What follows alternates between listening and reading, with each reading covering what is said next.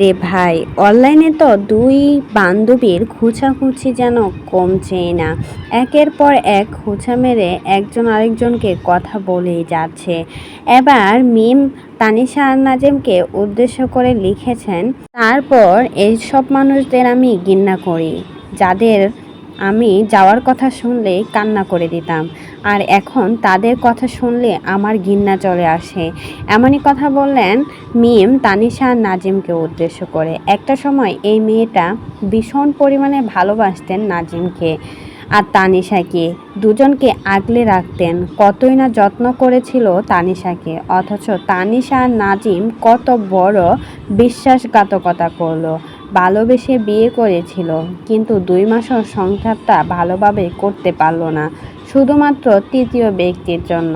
তানিশার জন্যই কিন্তু নাজিম আর মিমের সাজানো গোছানো সংসার নষ্ট হয়ে যায়, যেখানে এখন সংসার করছে তানিশা। তানিশা সংসার করছে নাজিমের সাথে, তারপরও সে এখনও মিমকে একের পর এক খোঁচা মেরে কথা বলেই যায়। আসলে এই মেয়েটার জন্যই কিন্তু নাজিমকে পেয়েছিল তানিশা। চাইলে কিন্তু মিম অনেক কিছুই করতে পারতো, কিন্তু এই মেয়েটা চুপ করে সব কিছু সহ্য করে গেছে, শুধুমাত্র সে নিজে কিছু করবে আর ভালো থাকার জন্য। কিন্তু এখন পর্যন্ত ভালো থাকতেই দিচ্ছে না, এখনও একের পর এক খোঁচা দিয়ে কথা বলেই যাচ্ছে।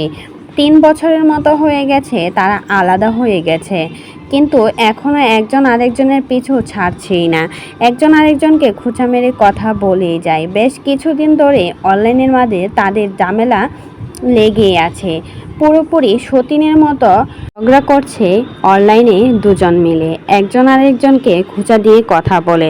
অথচ তানিশা এত বড় গলায় কথা বলে যে সে কিছুই করে নাই, সব কিছুই যেন মিম করেছে, সব দোষ মিমের। অথচ তানিশা অন্যের জামাই চুরি করে নিজের বান্ধবীকে ঠকিয়ে নিজের বান্ধবীর জামাইয়ের গলায় ঝুলে পড়েছে, অথচ সেই বান্ধবীকে নিয়ে কটা করে কথা বলতে একটুও শরম হয় না। কমেন্ট বক্সে তো যাওয়াই যায় না, এদের বকাঝকাতে ভরিয়ে দিচ্ছে পাবলিক।